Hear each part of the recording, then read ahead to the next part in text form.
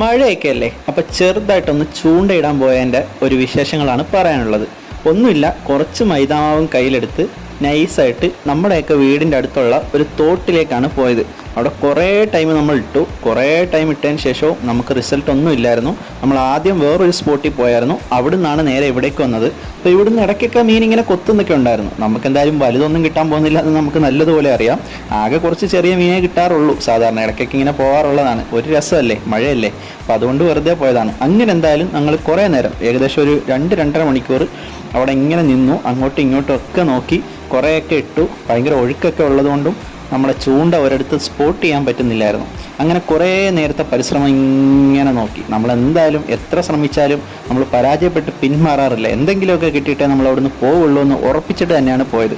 അങ്ങനെ കുറേ നേരത്തെ പരിശ്രമത്തിന് ഒടുവിൽ മീൻ കിട്ടിയ വിഷ്വൽസ് എനിക്ക് കിട്ടിയില്ല. എന്നിരുന്നാലും വീഡിയോ ഞാൻ കാണിക്കാം. നമുക്ക് ഈ 3 മീനെയാണ് കിട്ടിയത്.